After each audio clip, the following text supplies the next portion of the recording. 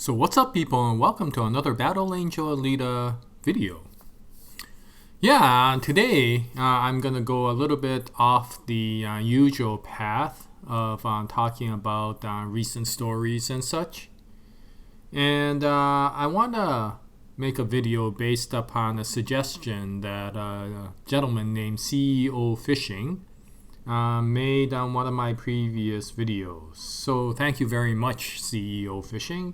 And he suggested that I should make kind of a non-spoiler review of why somebody should read Battle Angel Alita. And at that time, I was like, oh, that might be an interesting idea. And I remember that my very first video that I made of Battle Angel Alita or GUNNM was a comic overview. But I never made one that was suggesting why somebody should read it. And after thinking about it, I was thinking, to be honest, I really don't know why somebody should read it. Not because of the fact that it's not a good comic, but because of the fact that I don't know what the taste of any individual reader is. And so, if you like, Twilight, if you like Berserk, if you like Pokemon, if you like War and Peace, you may have different personal tastes with regards to what you like in literature, and you may find that Battle Angel Alita is to your taste or not. And so, to be honest, I cannot make that decision upon what your tastes are. And so the only thing I can do is to say why I like reading this comic. And hopefully that might give you some idea of whether your tastes fall into that category. Now, to be honest, for this particular audience that I typically make these videos to, I am preaching to the choir because the majority of you are Alita fans, either the comic, the movie, the anime, or all three. And so for the majority of the standard viewers who watch my videos, I got a feeling you already know why you would like to read Battle Angel Alita, or you wouldn't be here in the first place. But for the people who might casually come across this video, sure, I'll be happy to give you my interpretation of why I like Battle Angel Alita. Now, before I begin, I would like to say that I have always been an avid manga reader. And that doesn't make me a manga expert, it just makes me a manga fan.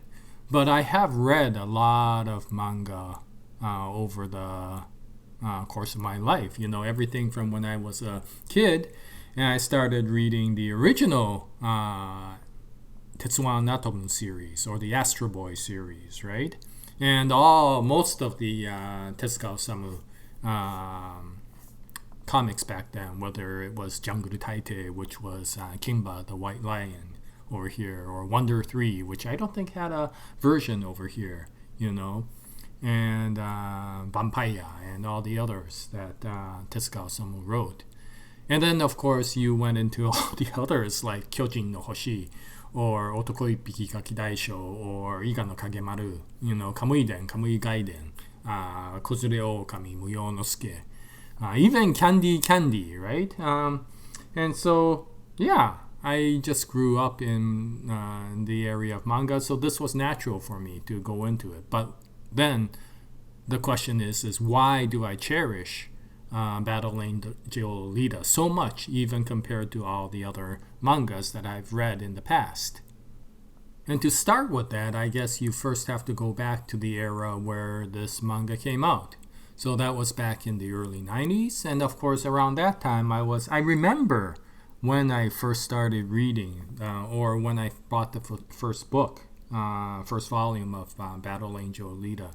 It was in a Japanese bookstore in the United States. We tended to go there because my wife likes to rent Japanese videos of dramas at the bookstore, which they also rented.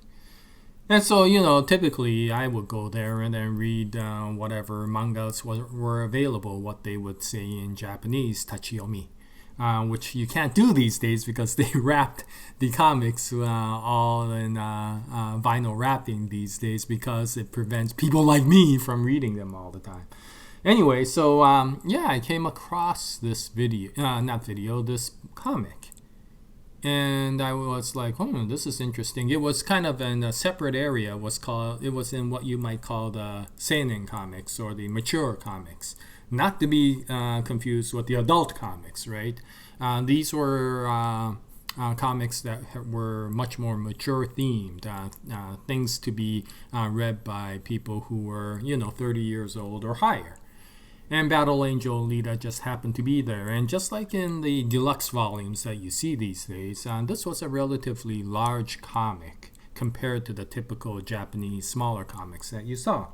Now, this is in the era when the big comics back then were things like Dragon Ball.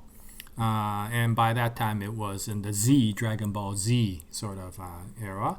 Hokuto no Ken, or Fist of the North Star. And the other one that I used to read a lot was Kujakuo at that time, which was Peacock King, is I think how it's called over here. But in any case, I was looking at it, and when I started looking through the comic, I was like, this is very interesting. First of all, it's very cyberpunk. And this was before all the major cyberpunk series started coming out. This was around the same time as Ghost in the Shell. And it was all before the Pat Labor and all those others. Well, you saw them in anime, but you didn't see them too much in the comics. The one I remember was like Silent Mobius or Silent Mabius. And but you typically didn't see them. And so this was like, oh, this is interesting. And at the same time, the story was very different from what you saw in typical comics. And so before I go into Alita, I would like to go into another comic which was very popular back then in the United States, not as much in Japan, but one that this comic reminded me of, and it's probably why I started reading Battle Angel Alita. And the comic I'm talking about is Akira. And Akira was a very different comic for me. First of all, it was hyper violent. But that wasn't particularly new, because if you compared it with something like Hokuto no Ken, it wasn't particularly any more violent from that. Hokuto no Ken, every 5 pages somebody would explode after Kenshiro would go, "Omae wa sudeni shindeiru," or "You're already dead," right? And so, yeah, as far as the number of people who died, I think Hokuto no Ken might have been even more. What was initially intriguing about Akira was the nature at the way people died, which was extremely disturbing. Now you see a lot of them, including Battle Angel Alita and others like Gantz, where people would die in the most horrifying ways. But it went beyond that. And the thing I really liked about Akira, which I'll talk about with Alita as well, is that it was less what you might call a shonen comic or what you might call a good versus evil sort of situation, and rather more a situational story. You see, there is a protagonist, and there are all these people around that create what you might call an antagonistic situation. But there really isn't one single evil entity, and there really isn't what you might call a bad guy or even a group of bad people. It's just the situation of a lot of things that came through created the situation in the story.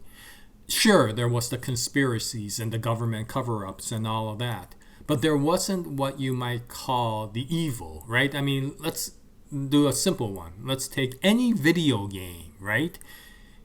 You always end the video game with the bad guy, the big bad, as they would say. And you know that they're the big bad because they literally would announce to everybody, "I am the big bad." And you will know that I am the big bad because I do big bad things, Here, it was a bunch of people, let's say in the conspiracy, people who worked in the government, who it was their job to do various things. They were working in that sort of situation. And somewhere along the way, they realized that to some extent they may have been doing unethical things, but were told that that was your order, that was for the greater good of the community, whatever, right? And what all these things that came out were you sitting there thinking, not one single person in that story is particularly what you might call evil, who wants to destroy the world, for example, right? And then you take the protagonists, and they're not particularly good. They're not heroes. They're just people who just fell into the situation and got caught up in it. And it was very interesting to see a story where you're not seeing it in terms of good versus evil. This isn't like Luke Skywalker and Darth Vader or, the Emperor. There are no particular people to defeat to solve the situation. You just got left in there. And to be honest, the protagonists are just as much a cause of the calamity as much as the antagonists. And so this turns out to be a very interesting story in that way. The other one is, of course, that because there is no good or evil, but it is much more a situation. What you might say is things that you might see in life is people who get killed aren't always the bad guys. That's the difference between what you often see in things like Hokuto no Ken or Kujaku or definitely in Dragon Ball. What you see is, okay, eventually the good guy defeats the bad and you feel good and you feel like, oh yeah, I have been redeemed, this is how it should be. But to be honest, that's not how life is, right? Every one of us understands that's not how life is. I mean, we all like to say cheaters never win and winners never cheat, but to be honest, there is a reason why a lot of people like to cheat, because of the fact that historically it's often resulted in favorable results for that particular person who cheated, right? And so life often doesn't give that sort of fairy tale sort of situations, and Akira fell into that. And what I liked about Alita, when you started reading it, it was much more shonen-like than Akira in the beginning. But it still had that feeling of personalities. These weren't just people who were, oh, okay, I am on one side, and the world building of the comic will create the bad guys that are on the other side, right? And you'll eventually, in the first few chapters, identify who they are.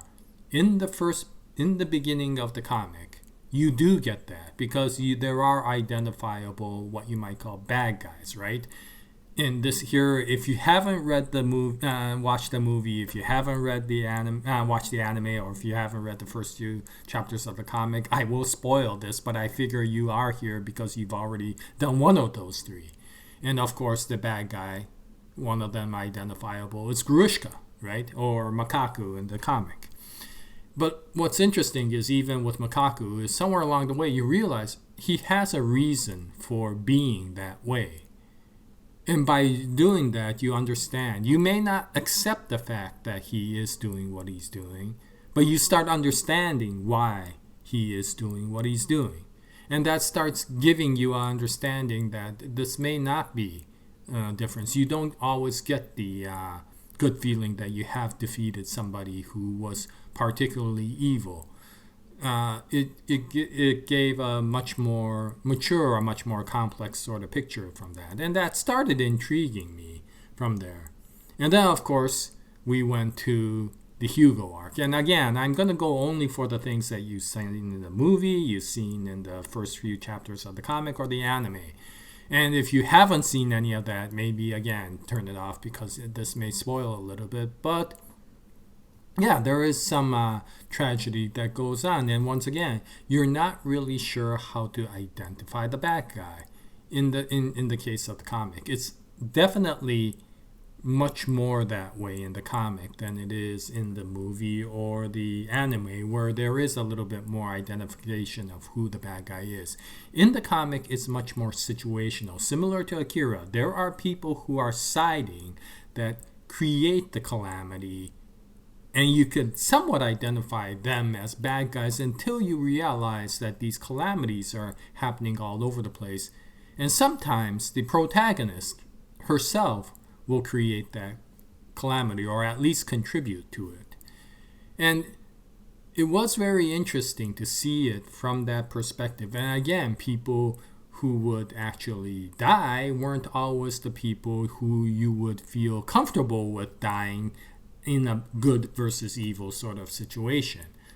what you found is that some of the people you didn't want to see killed got killed.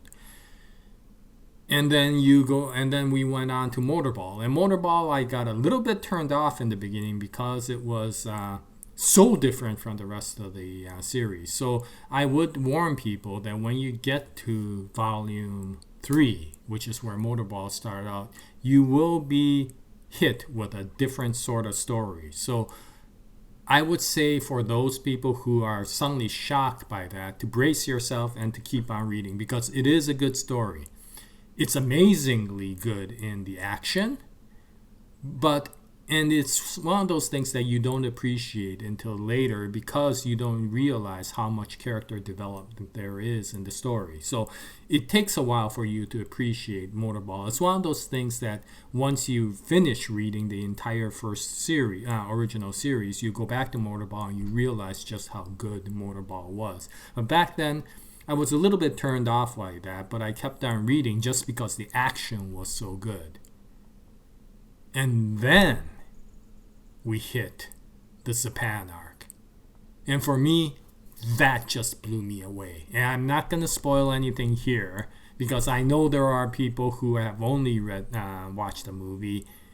And my gosh, I'm hoping the next movie is the Japan arc, because it goes into the Akira sort of situation. And here is a point.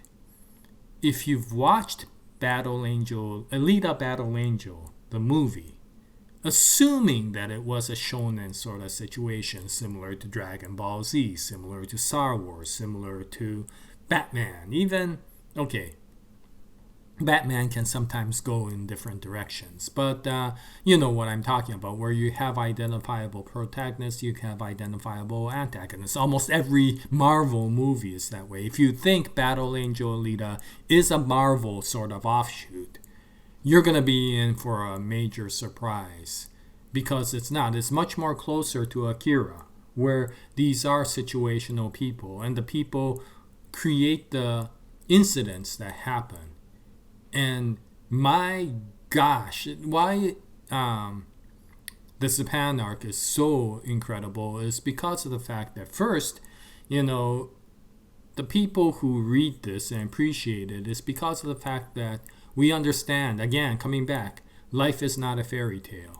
And you often see situations where, let's say from a personal perspective, a first-person perspective, most of us have seen often in life where you go, life is not fair. Something happened, And for whatever situation that you kept on following what is considered to be the right way to do things, and supposedly, the winners never cheat and the cheaters never win and whatever, doesn't end up being that way.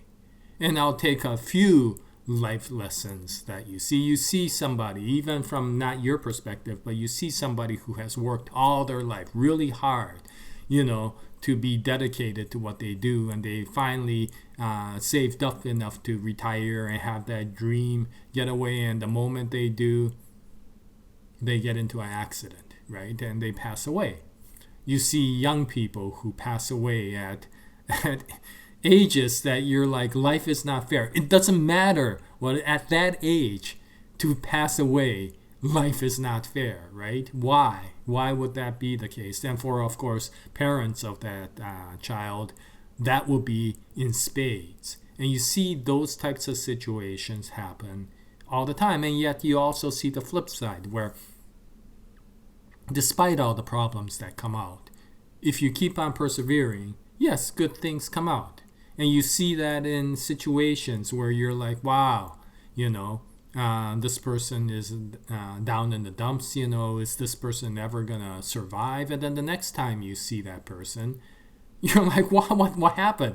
This person is doing quite well, and why was I feeling so bad about that person? A good example of that is Robert Downey Jr. And in fact, one of the best movies I found for him prior to Marvel was something called Less Than Zero, where he played a drug addict, somebody who was very charismatic in personality. He was basically somewhat playing himself, because it was around that time when he started becoming arrested and getting arrested for drugs. Was around the time when he was playing Less Than Zero, so it was life imitating art or vice versa.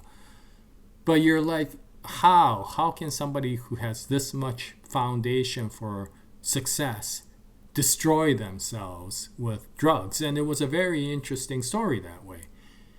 So coming back now, you take that situational sort of incidents where people who are just regular people, they may be trying to do all the good they can in the situation they have, but life doesn't always go the way they do. And it's not always because of the fact that life's not fair and they did everything they could. Sometimes it's just mistakes that people do, and you know the mistakes that you have done. I know the mistakes that I have done, and we often would like to go back and change things, but we can't.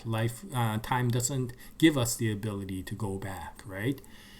And Battle Angel Alita gives you that sort of story. You don't see that in Dragon Ball Z. You don't see that in One Piece. You don't see that in Hokuto no Ken. You don't see that in Kujakyo. For the majority of the comics that you see, including even the Western comics, you typically don't see that. Some of the closest stories I would say is something like Logan, right? Logan is much closer to Battle Angel Alita than the X-Men. And that sort of story always intrigued me, because of the fact that it felt a lot more relatable, because it didn't feel like a fairy tale story. And yet it's put into a fairy tale sort of environment, because this is the future, this is the cyberpunk, this is all this unusual situations that are going on. But the thing that grabbed me wasn't all the philosophy with regards to identity and robots versus humans and all that, which we talked about in many of the other videos that I've made. The thing that grabbed me was a very human sort of situation. Life is not predictable, and life still has to be lived, right? You see it even in life where some of the greatest celebrities out there suddenly crash down for whatever reason, or some of the people who you looked up to suddenly just do the biggest mistake that they've ever done, and they have a hard time redeeming over it. And so the situation that you see with Alita falls into that sort of category. And so this is a very complex and very forward-thinking comic that is wrapped in a story that almost makes you feel like it is another superhero story. And if you want it to be a superhero story, then you might run into problems because of the fact that it doesn't go the way you expect. However, if you want to see something a little bit more towards what you often see in life, where situations don't always go the way you do, but you have to live through them, right? There's probably been many devastating situations in life that you've had to experience, and despite all the things where you're like, I wish I could turn time back, you have to understand that you have to grit your teeth and live through it and do the best you can to go forward. Then you understand why you like Battle Angel Alita, because it doesn't sweet talk itself out of problems. It makes the characters in there live through the consequences that the situation and their actions have made. And because of that, it's a much more mature sort of comic than a lot of other comics out there. And yet, the characters, and here is the thing that I like about Alita, maybe even more so than Akira, although this is just personal preference. There is a soft, warm side to the main character. And maybe it's because she is a female character, and I don't mean this in any gender sort of way. It's the classic what you would call shoujo manga versus shonen manga, what they call ladies comics in Japan versus the men's comics in Japan. Men's comics are all about toughness, right, and heroes worship and all this. And ladies comics are much more about feelings, about depth, about character, and warmth. And the thing that I really like about Alita is you get the two together. This isn't a character where you could take it as a male character and do the same thing. There is a side of Alita that makes it understandable why she is a female. And it's not anything particularly, again, one-sided. It's just that it gives the warmth of the character that you typically don't see in a lot of male characters. It's not that they don't exist. It's just that in the genre of a lot of male comics, warmth and empathy is a feeling that is put into the side, and action and head bashing is the priority. Here, you actually get feeling. That's one of the reasons why I like reading books like Candy Candy and some of the others, is because of the fact that you don't get that in Dragon Ball. You don't get that in Hokuto no Ken. You don't get the soul searching, the philosophical side that you often get in a lot of what is considered comics for ladies. And this one is actually interesting because it gives both. It gives the action-packed drama, and it gives the violence and things that you would often see in visceral male comics, and yet you see the soul searching, you see the philosophies, you see a lot of the empathy of the character that you would often see in something that if it was the Western, the romance novels, right? And so this isn't, again, the romance I'm talking about isn't just about the relationship between a man and a woman, but basically the empathy that somebody feels, feeling of family, a feeling of parent and daughter, right? Ito and Alita, the feeling of camaraderie between the people, the feeling of the desire to want to do better, the feeling of wanting to protect people, the feeling of wanting to protect kids. One of the most beautiful scenes in the comic, and I won't say where because it will create a spoiler, is a time when Alita actually cries watching something, a flower or a little sprout bloom in a garden. And that's the type of scene that you don't typically see in a shonen comic. And that's why when you actually blend these sorts of feelings and you actually put it into a story that's extremely cyberpunk, but very situational and not one-sided, it makes it to be a very unique story that you don't get to appreciate in a lot of other comics that are typically popular out there. I love One Piece because of the fact that it has extremely sentimental times. But even in that situation, if you look at it, it's always understood that in the very end, Luffy will beat the crap out of the bad guy and the arc will end.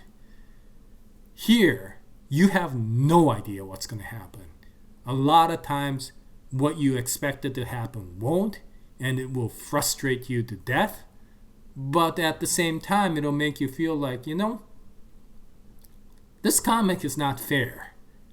But it makes it feel like the same reason I feel often life is not fair.